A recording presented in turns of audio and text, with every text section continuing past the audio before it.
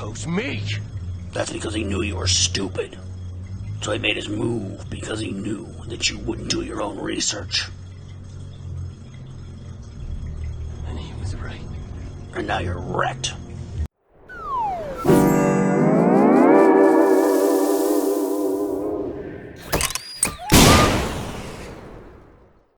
Hey everybody, welcome back to the channel. I'm Satoshi Sean, glad you're here.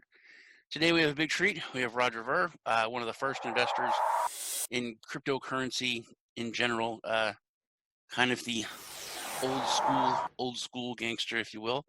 One of the biggest proponents of Bitcoincash. We're going to touch on that and some things that they're doing that I think are pretty cool. If you're following the channel, you know that I'm a proponent of Bitcoincash. I've really started to get into it recently because I started using it, which is something that it's just we can hit on that too. How are you doing, Roger? Great, yeah. And you left out, we're going to give away some Bitcoincash over the video. So have your Bitcoin.com wallet or any wallet that can scan a private key ready, and we'll here's the back side of the page. When I flip it over, you'll get free money. So awesome. That is the best kind of money, is free money. Well, I don't know. That's a whole nother debate. Okay. Well, before I talk to you, and it's really, man, it's kind of surreal talking to you. I mean, I've talked to a lot of people, a lot of, kind of big names in the space, but you are a very different case. Because we've had this tumultuous relationship and you had never actually met me. You're kind of like a good character in a movie where you have this character development and things change. I've been around crypto for a few years, and I kind of, just went with the flow in the beginning, with, the video, you flicking the guy off and all the arguments and all that. And then I would always think that you were kind of a dick. But then I stopped listening to like how you were saying stuff and just what you said. You're like, I just want people around the world to be able to use money and, bank the unbanked. And I was like, wait, that's what I think too. So then I started listening to what you actually said.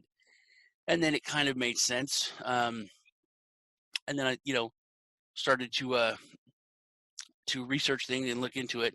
And then when I actually started using Bitcoincash, it was, like you said, you can't argue with the results. And then what really kind of cemented things for me was this last mini run, whatever it was from the, scam in China or whatever. But when we hit 14,000, we hit the same stuff we did in 17, the same slow transactions, the same expensive transactions. It was obvious that things hadn't progressed that much. And this is just a couple months ago. So since then, I have really been using Bitcoincash more for payments than for cash. And that's why, like I said recently, I've become a much bigger, proponent of Bitcoincash. But you had said something when you were talking to John McAfee a while back, and it was a statement. And so we're basically, if you've been involved in the crypto space for a while, you've been part of world history, of human history. Paper money has been an experiment. It hasn't been around for that long, and people really don't know that or don't think about that. And it'll go away eventually because of just the mismanagement, the all the negatives about it. But being part of history, we kind of get jaded. And you made this statement that the creation of blockchain, when blockchain was created, that was actually the true beginning of recorded history. Because up until then, John had made the point that history has always been written by the conquerors. And we don't have any real way to fully trust history, until now, until something is immutable, because it always has been, easy to change. Okay, so first, I don't know, what do you want to hit on first? Yeah, there's a lot to cover out there, but I think I really like one of the points you made. Like, you have to use something to actually have like a deep understanding of it. And like Bitcoin Cash is one of those things. Once you've used it and you see how fast and cheap and reliable the transactions are, you'll be like, oh, this isn't a scam. It's not BTC, but it's certainly not a scam. It's fantastic peer-to-peer cash for the world. And so if anybody hasn't tried using it, just go and try using it. And a great way to see it in action, I don't know, have you seen blockchain.poker, this website yet?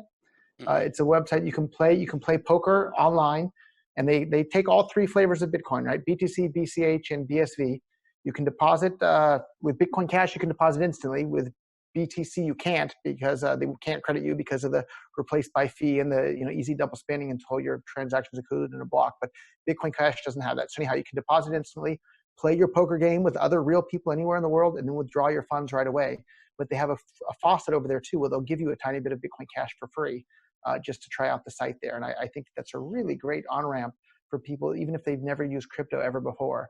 And we're seeing there's hundreds or thousands of people online all the time over there now playing poker. And one of the things that really made me excited about Bitcoin early on, I realized how important it was going to be, was when the US government went and shut down all those poker websites back in 2011. And I thought, oh, and the way they did it is by blocking all the payments, right? And then all the players that had money on deposit at these poker sites lost their money. Well, now with cryptocurrencies, you don't have to be at the mercy of that. And with like this site like blockchain.poker, you can literally send them your Bitcoin Cash or whatever you want, play, and when you're done, you withdraw the money right back to your own wallet. So as long as they're not raided by the feds while you're actively playing, your money is totally safe. And I think that's a really, really big improvement over traditional websites like PokerStars and whatever else that the U.S. government was, able to seize the funds directly from in the past. And you're talking about, raided by the feds and all that. That brings up the whole situation that we're in with, you're actually in the Caribbean right now. You're not in Japan. And you're on a tiny island. I, talked to some people, even on your tiny island that's secluded, the government there still hit you guys. Is that right? As far as like poker stuff we're talking about? No, social distancing, locking in, all that Corona, kind of stuff. Corona stuff. Yeah. I thought I was going to be safe from all the craziness here, but unfortunately that wasn't the case. There wasn't even a single hospitalization in the entire country. Only 15 people got infected. I think there's only one active case still, yet here I am, 24-hour lockdown today, not allowed to go out Saturday or Sunday at all. And then, next week you can go out from, I don't know, early in the morning until like 8 p.m. or something like that. But because everybody knows the virus is most likely to spread at night. So that's apparently why you can't go out at night. It's crazy in my book. And the damage to the world economy is going to be way worse than the illness from the actual virus itself. Yeah, I've had this whole situation has really just kind of blown people's inner thoughts or compass up. I haven't gotten as many questions from friends as what about this Bitcoin stuff, and are people seeing things for what it is, or asking how can they just print this money up? How isn't this going to do this? Isn't this like, yeah, that's what I've been telling you for years. You know what I mean? And a lot of people think that tomorrow we could flip the switch. Everyone's going to go back to work. The economy's going to be fine. And I'm like, no, man, we don't hope, but I don't think so. Yeah. It's like, it's not going to be that way. We don't even know the effects that are going to be down the road months from now, or even years from now. I think it was JP Morgan said it'll be 10 years before things are going to get back to. Well, you never fully recover, right? Like, this is economic growth that's lost forever. And the economic growth compounds upon itself year after year after year. So if we've lost however many months it's been now, you never, ever, ever get that back in like all of human history, or all of the future of human history. You never get it back. You're just always going to be behind where you would have been otherwise. Yeah, and that's thinking about history. I keep making the point that, you can look on a graph like for unemployment and other things, and there's these little, these bumps for the 70s with all the economic turmoil. There's this bump for 87. There's this bump for 2008, and then there's this just, reaching for the sky, just completely, vertical, just going straight up for now. It's nothing like nothing like we've ever had. And the only thing you can compare it to is, the Great Depression. Nothing has happened like this since way back then. And I keep saying, how can you say the only thing we can go off of is that, and things are just going to go back to normal. But I guess time will tell. There's a few things. Yeah, if we're going to hit on that, on the markets. Now, there's something that I've been just screaming my head off about that no one seems to really be picking up on when it comes to Bitcoin, to BTC, to the crypto market in general. A lot of people have said that crypto is not different than traditional markets because it has kind of kept pace with it. When there was the huge crash, there was a crash with Bitcoin. There was a crash with all cryptocurrency, and now the stock market's coming back, and crypto is coming back. Bitcoin's at 9,000, we'll say, and change. It's been fluctuating the past 24 hours, but people say, "See, it's the same. It's connected to it." And I keep screaming, there's not been an economic stimulus package for crypto. There wasn't a bailout for Doge, for anyone. You know what I mean? No governments wrote check. There was no, the Fed didn't give. And they're not going to either. Yeah. Right. So, there's not hope of that happening either. So the free market died, and it was resuscitated. It's a zombie. I don't see how things can. Things need to be allowed to fail. I mean, watching like a lot of financial shows, people have said, we shouldn't bail out the airlines. We shouldn't do this, and people are actually confused. Do you think we should just let it die, let it crash? Like, yeah, there's certain airlines. And those people and those airplanes, they don't just disappear. They're then going to be bought up by people who are going to use them more efficiently to produce more things that the world values more than the companies that are having it currently. And if you're losing, I think Americans losing like $100 million a day. That's $100 million. Poof, it's gone. Let's sell those airplanes to someone who's going to make use of it. Maybe the best way to make use of those airplanes are to fly other people doing something else somewhere. Maybe the best economic use of those airplanes is to strip them down and sell the parts, or melt the metal back down and build, cars or build respirators for people. Like, who knows? But like, the pricing system is what transmits all that information around the world. And without this pricing system, you don't know what goods should be used for what other things. And so if a business is losing a huge amount of money, that's a sign that those goods are no longer being, the capital goods of that business are no longer being used in the most effective manner that they would be. And so you should let the company, fail, and then auction off those goods or sell them off to someone who is going to make good use of them. That's what the free market. For the rant, but that's what the free market does. And you've made the point that like there hasn't really been a free market for so long because it's always suppressed. You made the point of like the masks. The price needed to go up because then companies that didn't make masks, the perfume company, will start making them. Yeah, the perfume company stopped making perfume and started making hand sanitizer. The market finds a way if there's a demand, but they're like, no, stop raising your price. No, dude, you can't buy all that and sell it for more out of your garage. You can't do. I mean, it's a suppression of the market, and now there's a shortage. It's frustrating, when you see it and look at it, and people are just, no, we're frightened. Please take our rights, but make things better for us. That's my rant too. That the whole free market. I'm getting tingles because I'm so happy to hear somebody else seeing it so clearly. Like when the government's literally arresting people and seizing their stuff and tossing them in jail because they don't like the price they're buying and selling things at. They're distorting the price system that is what serves all of humankind to produce the most things that the most people want at the most effective price. And it's heartbreaking to see the economic ignorance out there. And then the masses cheering for the politicians that are grandstanding, like, look at all the hand sanitizer we stole from this guy who had it in his garage that was trying to sell it on Amazon.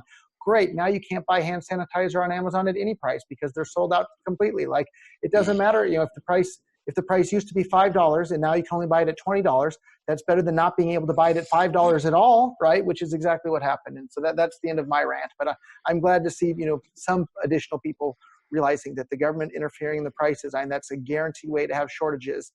Just look at, when they had price controls in the 70s, you ran out, right? You have shortages, and that's what price controls do. When you have when you artificially push the price down, you're going to wind up with shortages. That's exactly what happened with the masks also and stuff. When you look at it's like the airlines who were fine, Southwest and some other ones, they were always voted the best in customer service. I mean, American Airlines, I've seen videos where they overbook, they take money, and then they say, "Oh, we overbooked, get off the plane." And I was like, "No, I paid for this. I need to be here." And they beat a dude bloody and drag him off. Yeah, they literally bloodied him up. Yeah, I saw that. It was a horrible video. Yeah. And now they're like, "Hey, give us money, government. We want money." And one of the it's so ridiculous. The government said okay, and then they tried to pull a thing like Japan had done. They'll say, "Hey, we're going to give you money, but we're going to take a stake." Like Japan has been buying up all the stocks, and literally, I think it was the head of Boeing said these exact words: "Oh no, there's no way we'll go for that. We really don't need it. We have plenty of other options." How can you say that with that arrogance? You know what I mean? When you're asking for money, and then they got it.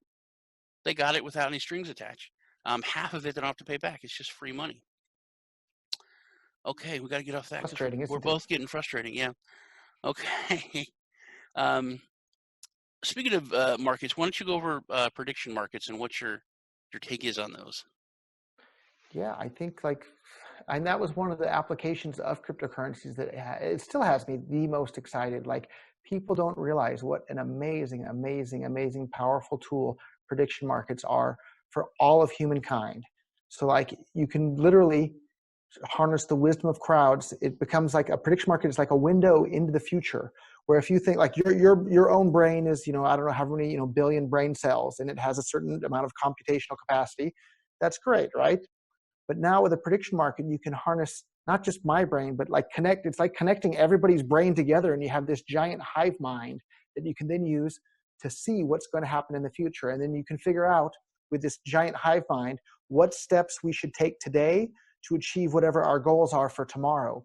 And not only can you use it to figure out what steps you should take today to achieve your goals tomorrow, you can also use it to influence the future as well. So if you want a specific thing to happen in the future, you can also use prediction markets to make that happen. So I'm really disappointed as to the slowness of the pace of these prediction markets coming into existence in the cryptocurrency world. Like there's some that are doing a little bit, but nowhere near where we want to be. And it's like, maybe that's where I should start doing some more investing, is try and find some of these companies who are trying to build these permissionless, uncensorable prediction markets, because it is a big, big, big deal for the advancement of all of humankind. And I think a lot of people it's not on their radar just how big a deal permissionless prediction markets are. Yeah, I think was it Augur like a couple of years ago? I was really excited about it. It just didn't seem to.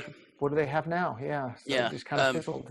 So, and Gnosis is another one, and then Bitcoin Hive Mind was another one that I funded a bunch of money into that, and they haven't gotten any sort of product over the finish line, not even close. Really disappointing to see that. It's kind of like fundamental analysis, kind of taken to the next level, But I think.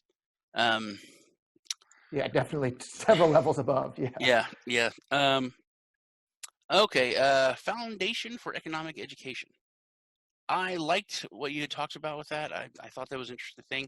I wanted to go over it just to kind of make people more aware of it. Like we had said, I'd said, I've been hit up by so many people that I've talked to over the years, and just I like put the seed and then just drop it because I don't argue with people. You know what I mean? And now a lot of those seeds are coming, they're growing, and they're coming back. They're like, hey, I can see what you were talking about now. I can see like the control. I can see how things are going to fall apart. I could see that, things don't work the way I thought they did. And then a lot of people are just like, did you really know money worked this way? Yeah, I've been telling you that. Been trying to tell you. Yeah, so I think that education is so important. Why don't you go into that a little bit? Yeah, so there's a great example. There's a guy that comes to our it used to be Bitcoin meetups in Tokyo, now the Bitcoincash meetups, and real nice guy, like traditional businessman guy, but like a bit of a lefty, and wants the government to do this and the government to do that, and and he wanted those things because he wanted the government to help people, and that's why most leftists, they want the government to do this and do that because they want to help people. And then, I've been recommending a book called Economics in One Lesson by Henry Hazlitt for a while. It's a fantastic book. You can get it for free online. There's like free copies. I think the Foundation for Economic Education actually has a free copy. The Mises Institute, I think, does as well. Or you can buy it on, Kindle or Amazon or whatever. Anyhow, it's a fantastic book. And so this guy that previously had been a lefty, because he wanted to help people, he read this book, and then he came back to me and said, Roger,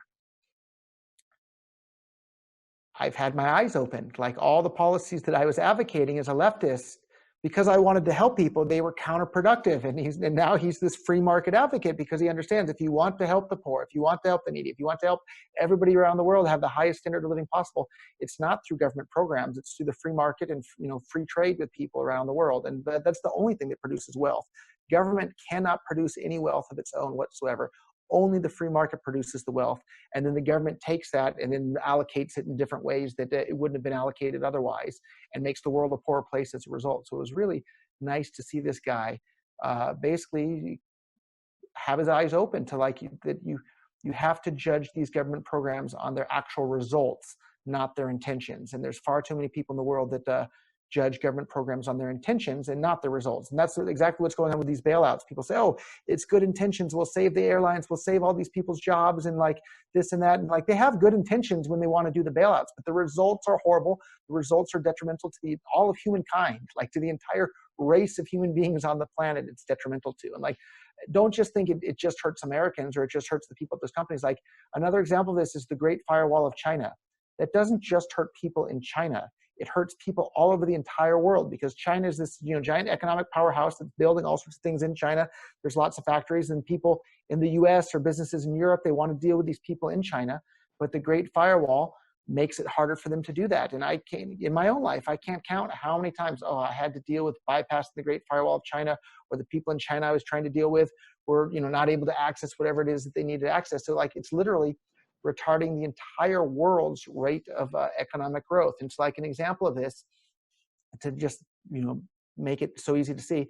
Imagine if you were to cut the entire planet in two, and then you have two separate Earths, right? You have like Asia and Europe on one half, and then North and South America on the other half, right? And Africa somewhere, right? On one of those halves, take your pick. The world wouldn't be a better place because of that. Everybody would be poor because now suddenly people in North America wouldn't be able to trade with people in Japan or China or wherever. And so that's what all of these, the Great Firewall for the internet or all these other trade barriers do. It's just like chopping the world in two and then they're somehow expecting it to be better off because of it. No, it's worse off because of it. And so anytime you hinder trade anywhere, it's making the world a worse place. Not just trade. I think a good example of the firewall would be information. It's not just keeping it out. It kept a lot of it in when it came to this virus. They were able to censor. Great point. They were able to, and not just this. I mean, there's a lot. The Chinese government's. All governments are shady. Just period. America too. Yeah. But the Chinese government is government's no exception. They're real shady sometimes. Real shady. Because they have a lot more impunity, and one of the reasons is because of that. And it's so scary to hear a lot of their actions applauded by American politicians right now, under this guise, which it's brilliant. It is a brilliant move by totalitarian dictators that we've elected. And that's all of them, right? That's every government is a totalitarian dictator. Yeah, but all through history, power has always they've been seized. And I think they finally learned how easy it is to get power just by making people scared. And, people just are just happily giving up their rights, happily giving up. It didn't automatically rejoin the audio. Now, can you hear me? No. I can't hear you either. Oh, I had the mute button. Hit, but okay. That was weird. That was strange. The totalitarian dictators might not have been liking the things that we were thinking and saying. Yeah, that's kind of funny. Okay. Well, we just lost the record. I hope the recording is fine. It says it's still recording. So I hope that's good. But okay, so yeah, the totalitarian governments kind of hit us there. Well, I guess we'll give them a break now. Man, will you want to give away some Bitcoin Cash? Absolutely. So I actually have a really cool example I should explain. I used gift.bitcoin.com to make this. And if we go and head on over to Bitcoin fees.cash here, we can see that the average fee on the Bitcoin BTC network is $1.73 to be included in the next block. The average on Bitcoin Cash network is less than a penny. So on this sheet here, I have $20 worth of Bitcoin Cash on $1 on each separate QR code. So if you have the Bitcoin.com wallet or any wallet that can scan a private key, the first person that scans each of these will receive their $1 in Bitcoin Cash. And that's something that would not be possible here. Let's see. On the Bitcoin network, it's impossible to do this. You can't do this because the fees are too high. Whereas on Bitcoin Cash, it's easy to do this, right? So as I scroll by each one of these here. And so if you want to make these same things and then give them out to trick-or-treaters or give them to tips as restaurants or Uber drivers or just, around town, however, you can do it at gifts.bitcoin.com. But the really cool part about it is that if somebody didn't manage to claim these, as of 1 month from now, it'll say the date on here, on June 10th, a month from now, all the money comes back to my wallet. So, but in a totally non-custodial way. Bitcoin.com never has access to your private keys, never touches the money in any way. They just keep a signed copy of the transaction that sends the money back to you, and then they broadcast it in a month from now. So if the person claimed it, that money is already gone and the transaction's invalid. If they never claimed it, boom, the money goes back to you. So you can really feel comfortable about giving Bitcoin Cash to people as tips or whoever. And you can, send them the image via email or text message or Facebook Messenger or live on a Zoom, Zoom chat. And the money comes back to you if people don't claim it. So it's really, really a great way to be able to give out Bitcoin Cash and spread it to the world. And that's something that used to be possible on Bitcoin, but no longer is. And that's sad from my point of view. It is pretty cool. Christmas cards. You want to claim one yourself? You have your phone handy? Why don't you be the first one to claim one? Sure. So what you're going to do is you open a Bitcoin.com wallet, and then you'll hit the settings, and then the top button there is a sweep paper wallet. You see that one? So hit settings in the bottom right, and then sweep paper wallet. I'm on Monarch. Is it going to be there or no? I don't know if Monarch. I love Monarch. It's a great wallet too. I don't know if it has the ability to sweep a private key. If it does, it can. Okay. And then if it doesn't, then they should add that feature as well and make Monarch an even better wallet. Let me open my Monarch wallet and see. That's where I keep my Bitcoin Cash. Let me look on my other wallets. The Bitcoin.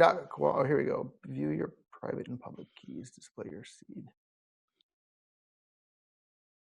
Yeah, maybe they need to add the ability to sweep a private key in Monarch wallet. So I'll reach out to Beatles about that. All right. So. Okay. Well, you know what? Let's hit this because it's everybody wants to know. I know people that I've talked to want to know. Bitcoin Cash that they're having. You turned off your miners. Bitcoin Cash isn't a scam. You said at the beginning of everything. So I'd like you to hit on that because I would like to know myself. Because to me, it was a negative. To me, it was making the network not as secure and more easier to have a 51% attack. I did stories on it on the Cryptopolitan, my news page. If you want to head over to the Cryptopolitan for all your daily news on cryptocurrency. If you could go into that and why you did it. And explain it a little bit. Yeah, so I guess as Donald Trump would say, that's fake news. So we turned off our Bitcoin Cash mining equipment like a year and a half ago, 2 years ago, and it's been a long time, right? So like it had nothing to do with the halvening. So like with our electricity costs and our hosting fees and that sort of thing, the hash rate and the miners that I own through Bitcoin.com, we turned that off like a year and a half ago or something. So. Nothing to do with the halving or any of that. So, but all these, once one news media reports fake news, all the other ones report the same fake news, and then it's kind of too late, and then everybody thinks, oh, even Roger stopped mining Bitcoin Cash. Like there's no truth in that, like whatsoever. It's just fake news that spread like wildfire on the internet. There wasn't a hash rate drop. Well, of course, there's a hash rate drop across all of the Bitcoin Cash network, but there's about to be a hash rate doubling once BTC has its halving as well. So the reason why is like let's say Bitcoin Cash was $200 per per, let's say, let's see, it was 12 and a half Bitcoins per block. Now it's 6.25. So like, let's just pretend the math is super easy. Let's say it used to be $2,000 was the total block reward per block.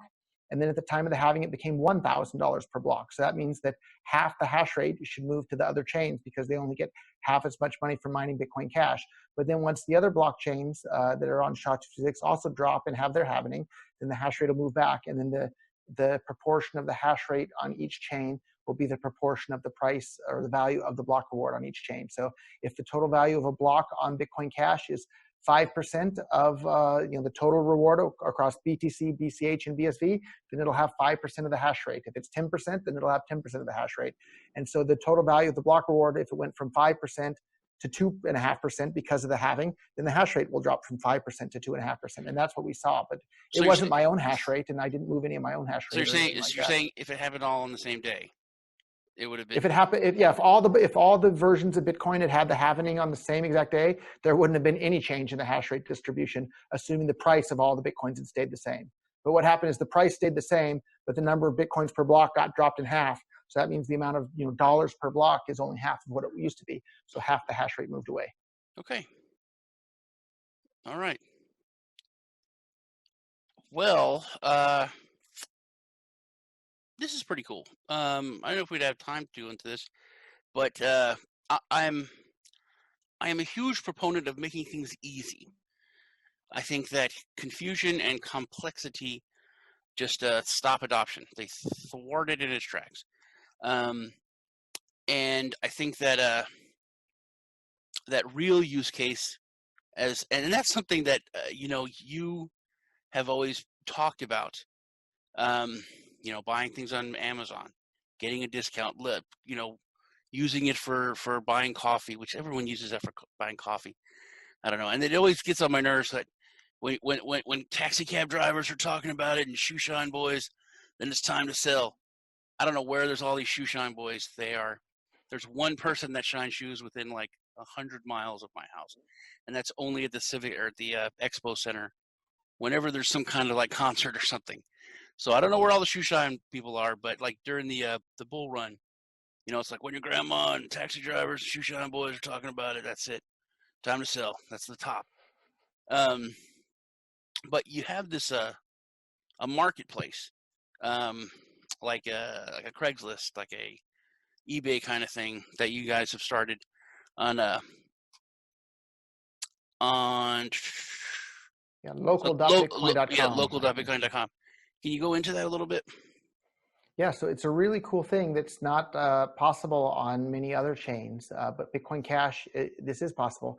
And so like everybody's familiar with like a normal escrow thing. So like let's say I have something and you want to buy it, but we don't know or trust each other. We'll give some third party, we'll hold the money while you send me the goods. And then once I receive the goods, they'll release the money to you. But both you and I have to trust that escrow agent not to run away with the money or whatever's happening there.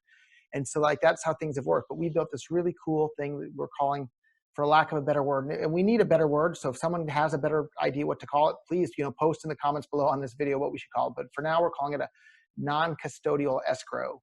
And so you'll think like, what the heck is a non-custodial escrow? The escrow agent has to have custody, otherwise they're not an escrow agent. So the way this works, using a smart contract on top of Bitcoin Cash, you can now buy or sell anything for Bitcoin Cash, but you don't have to trust an outside escrow agent. And so the way it works is, let's say I have the Bitcoin Cash and I want to buy something from you, or you want to pay me dollars for the Bitcoin Cash or whatever. I deposit the Bitcoin Cash into this smart contract address that kind of works like a 2 of 2 multi-signature address where you have one key and I have one key, and it requires both of us to sign in order to move that money. So then once the money's in there, you send me the dollars, or you send me the chickens or whatever it is that you're selling me for the Bitcoin Cash.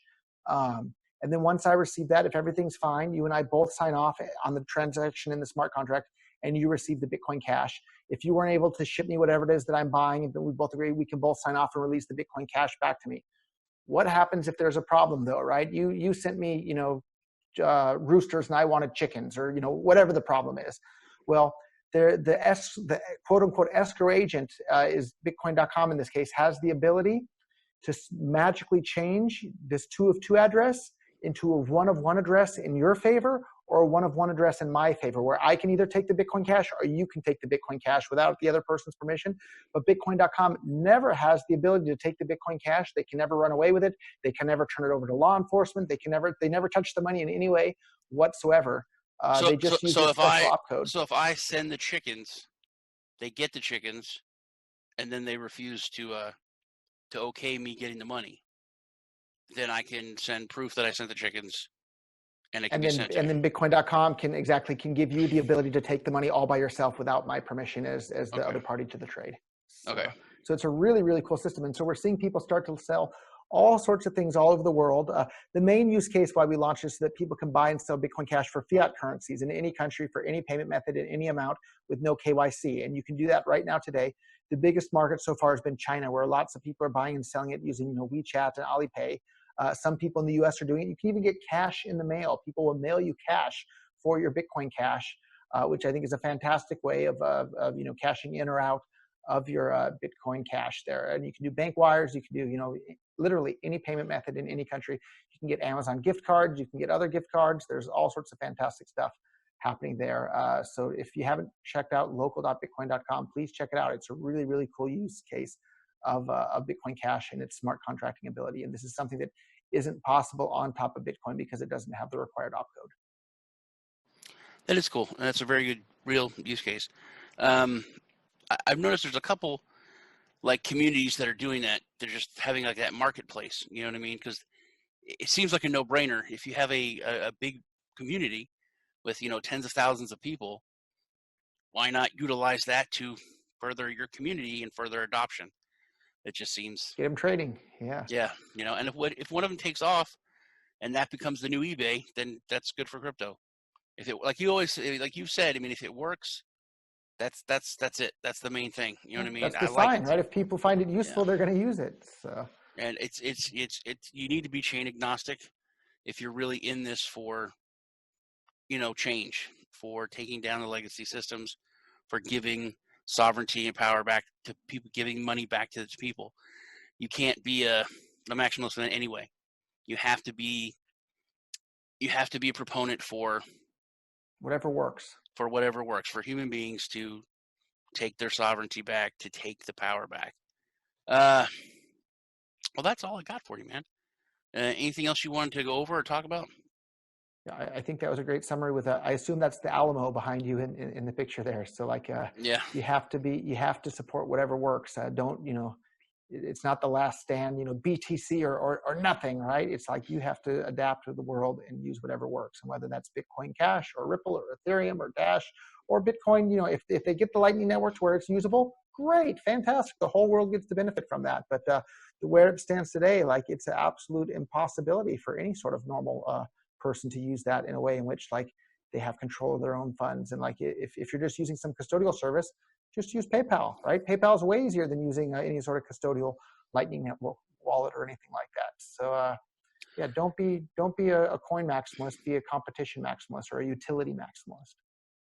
Yeah, that's a utility. That's a damn good term, man. Be a utility maximalist. All right. Well, it's been cool hanging out with you. It's been cool hanging out with all y'all. Hopefully we'll do this again sometime down the road because I really enjoyed talking to you, Roger. You guys take care. I did as well. Thank you. I'll see you all in the next video.